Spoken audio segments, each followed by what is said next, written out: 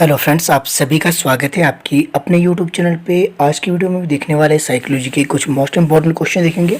Question number 279 से देखेंगे और आपकी 300 क्वेश्चन तक इसमें देखेंगे। जितने इंपॉर्टेंट क्वेश्चन है सभी देख लेंगे और साथ ही जो है आज मैं डायरेक्ट आपको बताने वाला, ज़्यादा डिटेल में नहीं जाएंगे।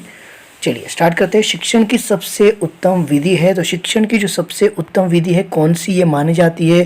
तो ये मानी जाती है आपका प्रोजेक्ट मेथड। तो प्रोजेक्ट मेथड है, प्रोजेक्ट मेथड को शिक्षण की जो है सबसे उत्तम विधि माना जाता है, यानी कि सबसे बेस्ट मेथड आपका प्रोजेक्ट मेथड होता है अगर शिक्षण टीचिंग की बात की जाए। आगे चलते हैं। आगे आपके पास शिक्षक के किस गुण को छात्र सबसे ज़्यादा पसंद करते हैं या सबसे अधिक पसंद करते हैं? तो शिक्षक का जो है ऐसा कौन सा गुण है जो छात्र को सबसे अधिक पसंद है? तो ये है आपका निष्पक्षता। अगले प्रश्न की ओर चलते हैं। अगला है आपके पास मनोविज्ञान के जनक कौन है? तो मनोविज्ञान के जनक कहा जाता है, ये किसे कहा जाता है? विलियम जेम्स को। इन क्वेश्चन में कंफ्यूजन रहता है कि क्या क्या क्या है, यानी कि मनोविज्ञान के जनक किसे कहा जाता है और प्रयोगात्मक मनोविज्ञान के जनक किसे कहा जाता है, शिक्षा मनोविज्ञान के जनक और आधुनिक मनोविज्ञान के जनक। तो इसीलिए मैंने ये एक साथ ही लिखा है और पीडीएफ में भी इसी तरह आपको ये मिलेगा। हाँ, मैं आपको बता दूं, अगर आपने पीडीएफ अभी तक नहीं ली है तो आप पीडीएफ जो है परचेज कर सकते हैं। साइकोलॉजी की पीडीएफ है और इसी पीडीएफ से आपके लिए मैं ये क्वेश्चन जो है आपके लिए आज की वीडियो में लेके आया हूँ। आप देख सकते हैं psychology note PDF quality learn point की ओर से बनाई गई है। 400 क्वेश्चन आपको इस पीडीएफ में मिलेंगे, बाकी टाइप करके आपको जो है 500 क्वेश्चन मिलेंगे। 100 आपके जो क्वेश्चन है इंग्लिश के उसमें एक्स्ट्रा इंक्लूड किए हैं जो टाइप करके आपको पीडीएफ मिलेगी। लेकिन अभी फ़िलहाल वो अवेलेबल नहीं है। अगर मैं अभी की बात करूँ आफ्टर लॉकडाउन वो आपको अवेलेबल हो जाएगी। तो इस पीडीएफ को आप परचेज कर सकते हैं। स्पेशली अगर आप साइकोलॉजी की पीडीएफ परचेज करना चाहें तो 65 रुपीज़ जिसका अमाउंट है, इसके साथ आपकी जो है एक और पीडीएफ आपको मिलेगी 1500 क्वेश्चन की, जिसमें एमसीक्यू आपके रहने वाले हैं। वो क्वेश्चन वो आपको बिल्कुल फ्री रहने वाली है इसके साथ। तो आप जो इसको परचेज कर सकते हैं। परचेज कैसे करेंगे? आपको जो गूगल पे नंबर मैं दे रहा हूँ, गूगल पे नंबर है आपके पास 9817783916 और यही नंबर है व्हाट्सअप नंबर। तो व्हाट्सअप पे जो है आपने गूगल पे करने के बाद व्हाट्सअप पे स्क्रीनशॉट आपने भेज देना है। अगर आप फ़ोन पे कुछ और आप यूज़ कर रहे हैं कोई ऐप, तो उसके लिए भी आप कॉन्टैक्ट कर सकते हैं। व्हाट्सअप पे आप मुझे मैसेज कीजिएगा कि आप किस नेट बैंकिंग के थ्रू आप अगर करना चाहें तो उसके थ्रू भी आप कर सकते हैं। बाकी क्यूआर कोड आप जो है उसको भी स्कैन कर सकते हैं, तो प्रोफाइल पे आपको क्यूआर कोड भी मिल जाएगा। तो वापस आते हैं अपने टॉपिक पर। टॉपिक है आपका क्या है? तो ये है मनोविज्ञान के जनक। तो मनोविज्ञान के जनक कहा जाता है विलियम जेम्स को और प्रयोगात्मक जो आपका मनोविज्ञान है उसके जनक कहा जाते हैं विलियम वुंड। तो इन सभी में मैक्सिमम जो स्टूडेंट है कई जो है कमेंट करते रहते नहीं सर ये है, तो उन सभी को मैं समझाते समझाते थक गया, इसलिए मुझे लगा कि इनको एक साथ आपको करवाया जाए और आप इनको लिख लीजिएगा। जिन्होंने पीडीएफ परचेज कर लिए वो भी देख सकते हैं, क्वेश्चन नंबर आपके बिल्कुल सेम है। तो मनोविज्ञान के जनक विलियम जेम्स। इंपॉर्टेंट क्वेश्चन है, यहाँ से क्वेश्चन बनता है क्योंकि इसमें बच्चे अधिकतर कंफ्यूज होते हैं, तो यहाँ से क्वेश्चन ज़्यादा से ज़्यादा एग्जाम में देखे गए हैं। प्रयोगात्मक मनोविज्ञान के जनक तो विलियम वुंड और शिक्षा मनोविज्ञान के जनक ये है आपके थॉर्नडाइक और आधुनिक मनोविज्ञान के जनक विलियम जेम्स। तो याद रखना, मनोविज्ञान के जनक और आधुनिक मनोविज्ञान के जनक और साथ ही प्रकारवाद संप्रदाय के जनक जो आपका लास्ट में दिया गया है, अगर आप यहाँ पे देख सकते हैं ये सभी कौन है, तो ये आपके विलियम जेम्स ही है। तो ये तीन चीज़ें आपने याद रखनी है। इसके लिए अगर आपके पास पूछा जाएगा प्रयोगात्मक तो आपके हो जाएंगे इसमें विलियम वुंड। वहीं शिक्षा मनोविज्ञान के जनक पूछा गया है तो वो हो जाएंगे आपके थॉर्नडाइक। इसके अलावा थॉर्नडाइक ने एक थ्योरी दी है, कौन सी थ्योरी दी है कमेंट करेंगे। रेगुलर स्टूडेंट जो कमेंट करते हैं उनसे इतनी उम्मीद है कि वो आज भी कमेंट करेंगे, तो आई होप आप कमेंट जरूर करेंगे। आगे चलते हैं। आगे आपके पास एसआर थ्योरी के जन्मदाता, ये क्वेश्चन आपका जो एग्जाम में देखने को मिलता है मैक्सिमम, ये मैंने क्वेश्चन देखा है आपका यूपी टेट वालों के लिए इस तरह के क्वेश्चन अधिकतर देखने को मिलते हैं। तो एसआर थ्योरी के जन्मदाता ये आपके थॉर्नडाइक है, ये आपने ध्यान रखना है। इसके अलावा नेक्स्ट है आपके पास मोंटेसरी विधि का प्रतिपादक। तो मोंटेसरी जो विधि है उसके जो प्रतिपादक है कौन है? तो ये है मैडम मारिया मोंटेसरी। तो ये है आपके मोंटेसरी विधि के प्रतिपादक, तो ये आपने ध्यान रखना है।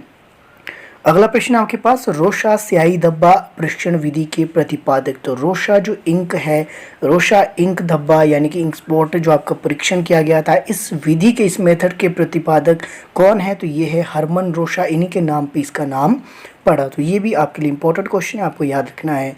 आर्मी अल्फा एवं बीटा के परीक्षण की बात की जाए, ये क्वेश्चन आपके जो है साइंस फील्ड और नॉन मेडिकल वाली जो फील्ड है उसमें ये क्वेश्चन देखने को मिला है। तो आर्मी अल्फा और बीटा परीक्षण के प्रतिपादक कौन है? तो ये है आर्थर एस ओटिस। तो ये आपने इंपॉर्टेंट है, इसको नोट डाउन कर लेना, स्पेशली नॉन मेडिकल और मेडिकल वालों की अगर मैं बात करूँ। साथ ही मैं आपको बता दूं, अगर आप जेबीटी कमीशन की तैयारी कर रहे हैं, साथ ही जेबीटी टेट की तैयारी करें, उसके लिए भी ये पीडीएफ आपके लिए जो है काफ़ी हेल्पफुल रहने वाली है। तो अगर आप जेबीटी या ये मान के चलिए कि एचपी बोर्ड जो है जितने 7 या 8 विषयों में जो आपका टेट एग्जाम करवाता है उसमें जो साइकोलॉजी का सिलेबस है वो आपका इसी पीडीएफ से रहने वाला है। तो आप सभी जो है ये परचेज कर सकते हैं। प्रासंगिक अंतर्बोध परीक्षण विधि के जाते हैं यानी कि टीएटी के प्रतिपादक कौन है? तो मॉर्गन व मुरे इसके प्रतिपादक है। इंपॉर्टेंट है, सभी क्वेश्चन इस पीडीएफ में इंपॉर्टेंट है, आप सभी को वीडियोस के माध्यम से भी पता लग गया होगा कि आपके लिए कितने इंपॉर्टेंट है। अगर आप बना रहे साइकोलॉजी के नोट्स तो आपको पीडीएफ परचेज करने की कोई ज़रूरत नहीं है, आप अपने नोट्स बनाइए। मैक्सिमम क्वेश्चन मैं आपको करवा रहा हूं और आगे भी करवाता रहूँगा। हो सकता है कि लास्ट तक मैं पूरी पीडीएफ की एक अलग से वीडियो बनाऊँ, ऐसा हो सकता है, पॉसिबल ऐसा है। अगर मुझे टाइम रहा तो बेशक ऐसा मैं कर सकता हूँ। आगे बात करते हैं, अगला प्रश्न है आपके पास, आधुनिक मनोविज्ञान के प्रथम मनोवैज्ञानिक। देखिए आधुनिक मनोविज्ञान के प्रथम मनोवैज्ञानिक की बात की गई है तो ये हो गए डेकार्टे। देखिए अब आधुनिक मनोविज्ञान ये अलग क्वेश्चन है, और जो यहाँ पे पूछा गया था आधुनिक मनोविज्ञान के जनक कहा गया था तो विलियम जेम्स को, और नीचे क्या पूछा गया है? प्रथम मनोवैज्ञानिक थी। ये मनोवैज्ञानिक की बात की गई है। तो मनोवैज्ञानिक कौन थे आपके आधुनिक मनोविज्ञान के प्रथम मनोवैज्ञानिक? तो वो थे आपके डेकार्टे। अगला है आपके पास, बुद्धि का ट्राइओर्टिक सिद्धांत किसने प्रतिपादित किया? तो ये जो क्वेश्चन है आपका, ये क्वेश्चन आपका देखने को मिला है, टीजीटी कमीशन हुआ था 2020 में, टीजीटी आर्ट्स कमीशन, जहाँ तक मुझे याद आ रहा है उसमें ये क्वेश्चन आपका देखने को मिला। अब आपका काम क्या है, आपने देखना है कि जो ट्राइओर्टिक जो आपकी थ्योरी है ये स्टर्नबर्ग द्वारा तो दी गई है, लेकिन इस थ्योरी में क्या लिखा गया ये आपने खुद से सर्च करना है। काफ़ी लंबा है तो आपने खुद एक बार देखना है। अगर आप इस तरह से पढ़ने लग जाए हर क्वेश्चन के, आप जो है फाइंड आउट करके देखिए कि क्या है किस क्वेश्चन से रिलेटेड, तो आपके जो एग्जाम में क्वेश्चन कम से कम गलत होने की संभावना रहती है। अगला प्रश्न आपके पास, अभिक्रमित अधिगम किस सिद्धांत पर आधारित है? तो अभिक्रमित अधिगम किस सिद्धांत पर आधारित है? तो यह है आपका सक्रिय अनुकूलन के सिद्धांत पर। पिछले बालकों के लिए शैक्षिक लब्धि की अवधारणा किसने दी? तो पिछड़े बालकों के लिए जो शैक्षिक लब्धि जो है इसकी अवधारणा किसके द्वारा दी गई? जो आपके मेंटली रिटायर्ड चिल्ड्रन यानी कि पिछले जो थोड़े से पिछड़ चुके हैं, थोड़े से इसका मतलब है कि जिनकी बुद्धि लब्धि 90 से कम है, या फिर आप कहेंगे 70 से कम है, ये 70 से 90 के बीच में आप इसको कह सकते हैं। ये सामान्य बुद्धि लब्धि है 90 से 110, ये आपने थोड़ा सा ध्यान रखना है। और टर्मन ने बताई थी 90 से 100 के बीच की बुद्धि लब्धि, ये भी आपने ध्यान रखना है। और इससे जो 90 से कम है वो आपके पिछड़े बालकों में आता है, यानी कि उनकी मानसिक आयु, उनकी जो यानी कि क्रॉनिकल जो एज है, उनकी जो क्रॉनिकल एज से मानसिक आयु यानी कि उनकी मेंटल एज कम होती है। इसकी जो अवधारणा किसने दी थी इनके लिए शैक्षिक बुद्धि लब्धि की अवधारणा? तो ये दी थी आपके सिरिल बर्ड द्वारा। आगे चलते हैं, आगे आपके पास बुद्धि की स्पीयरमैन परिभाषा में कारक जी है, तो यानी कि ये 2 फैक्टर की बात की गई है। बुद्धि का जो है 2 फैक्टर थ्योरी दी थी, किसके द्वारा दी गई थी? स्पीयरमैन द्वारा ये थ्योरी दी गई थी। तो ये आपने ध्यान रखना है। तो स्पीयरमैन ने 2 फैक्टर थ्योरी दी थी, ये आपके लिए इंपॉर्टेंट क्वेश्चन है। उसमें ये पूछा गया है कि आपका जो जी कारक है वो क्या दिखाता है? तो वो दिखाता है आपकी सामान्य बुद्धि। 2 कारक थे, एक जी फैक्टर था, एक एस फैक्टर था, एक विशिष्ट बुद्धि दिखाता है और एक आपका सामान्य बुद्धि दिखाता है। चलिए आगे चलते हैं, किसे कुंठा आक्रमण सिद्धांत का प्रतिपादन किया? तो किसने किया था कुंठा आक्रमण सिद्धांत? तो कुंठा आक्रमण सिद्धांत का जो प्रतिपादन मिलर और डोलार्ड द्वारा किया गया था, आप स्क्रीन पे इसको देख सकते हैं। लक्ष्य प्राप्ति में बाधा एवं आवश्यकताओं एवं अभिप्रेरकों के अवरुद्ध होने से उत्पन्न होता है। तो ये आपका जो कुंठा है वो कैसे उत्पन्न होता है, ये आपका जो क्वेश्चन साथ ही दिया गया है। तो क्यों लिखा गया? ताकि आपको पता चले कि कुंठा जो आपका आक्रमण सिद्धांत है मिलर और डोलार्ड द्वारा तो ये दिया गया, लेकिन जो उसकी उत्पत्ति होती है कैसे होती है? लक्ष्य प्राप्ति में जो बाधा होती है आवश्यकता एवं अभिप्रेरकों के अवरुद्ध होने से जो उत्पन्न होता है उसे कहा जाता है कुंठा। एडोलेसेंस पुस्तक के लेखक, एडोलेसेंस पुस्तक के जो लेखक है वो कौन है? Stanley halt. और स्टैनले हॉल्ट की जो है स्टेटमेंट भी है, काफ़ी फेमस है, वो मैंने आपको कई बार करवाई है तो वो भी आपको याद होनी चाहिए। स्किनर का क्रिया प्रसूत अनुबंध सिद्धांत, स्किनर की बात की गई है, क्रिया जो आपका क्रिया सूत्र अनुबंधन सिद्धांत है, इसको अगर आप इंग्लिश में याद करने की कोशिश करें तो ये ज़्यादा आसान है। ऑपरेंट कंडीशनिंग थ्योरी की बात की जा रही है, तो ये थॉर्नडाइक के किस नियम पर आधारित है, तो ये है प्रभाव के नियम पर। इंपॉर्टेंट है ये क्वेश्चन, आपको याद रखना है। थॉर्नडाइक का गौण नियम है, तो थॉर्नडाइक का जो गौण नियम है वो आपका क्या है, सादृश्य अनुक्रिया का नियम। तो इसका जो गौण नियम कौन सा है, तो ये है सादृश्य अनुक्रिया का जो नियम है, ये थॉर्नडाइक का गौण नियम है। इसके अलावा जो आपने थॉर्नडाइक ने कौन सी थ्योरी दी, आपने कमेंट करना है। बाकी यहाँ से आगे क्वेश्चन 301 से आगे क्वेश्चन ये आपकी इंग्लिश में है।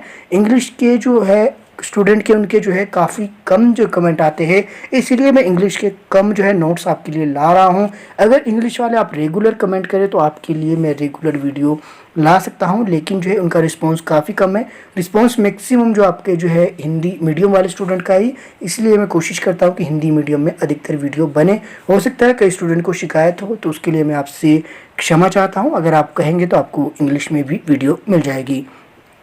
तो आज की वीडियो यहीं करते हैं। उससे पहले आपको एक बार फिर से मैं बता दूं, अगर आप ये साइकोलॉजी नोट्स की जो पीडीएफ आप लेना चाहते हैं तो 65 रुपीज़ इसका जो है अमाउंट रखा गया है, और 9817783916, तो ये आपका जो है आपका गूगल पे का नंबर है। और इसके अलावा गूगल पे और व्हाट्सअप नंबर भी यही है। जब आप गूगल पे कर लेंगे उसके बाद स्क्रीनशॉट आपने जो व्हाट्सअप पे सेंड करना है। अगर आप किसी कारणवश जो है पे करने में असफल होते हैं या फिर पे कर नहीं पा रहे, चाहे वो आपके पास गूगल पे नहीं है या कोई और कारण है, तो आप फिर भी मैसेज जरूर कीजिएगा, आपको पीडीएफ मिल जाएगी। आपकी स्टडी से इम्पोर्टेंट नहीं है इसको जो है परचेज करना, आप अपनी स्टडी पे फोकस करें, आपको पीडीएफ मिल जाएगी। आप जो है मैसेज कर सकते हैं, अगर पॉसिबल होगा तो आप जो पे कर सकते हैं, अगर नहीं होगा तो आप जो है एक रीज़न बता के जो है पीडीएफ ले सकते हैं।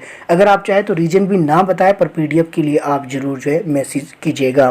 बाकी मिलते हैं अगली वीडियो में। इसके अलावा अगर आप टीजीटी आर्ट्स के जो स्टूडेंट है, अगर टीजीटी आर्ट्स के स्टूडेंट जो साइकोलॉजी की पीडीएफ, इसके अलावा जो एचपीजीके और एसएसटी की एक पीडीएफ जो है पाना चाहते हैं, यानी कि टोटल 4 पीडीएफ होगी, जिसमें आपकी 2 आपकी साइकोलॉजी की है, जिसका अमाउंट 65 रुपीज़ है। एक इसके साथ एक पीडीएफ में फ्री दूंगा, तो यानी कि 2 पीडीएफ आपकी साइकोलॉजी की है, इसके अलावा एक एचपीजीके की है, इसके अलावा एक आपकी एसएसटी की हो जाएगी। टोटल 4 पीडीएफ, इसका अमाउंट रहेगा आपके जो है टीजीटी आर्ट्स वाले हैं उसका अमाउंट आपका 300 रुपीज़ है। और एसएसटी की जो पीडीएफ है वो आपको जो है लॉकडाउन के बाद मिलेगी, यानी कि आप ये मान के चलिए कि 1 जून के बाद मिलेगी। तो अगर आप चाहे तो ऐसे भी आप 300 रुपये पे करके उन पीडीएफ को भी आप ले सकते हैं। बाकी मैंने कोशिश की है उनके माध्यम से जो आपका लास्ट 1 मंथ बचा है, आपकी प्रिपरेशन जो है और अधिक गति से होगी। बाकी मिलते हैं अगले वीडियो में। मेरे साथ बने रहने के लिए आप सभी का तहे दिल से धन्यवाद।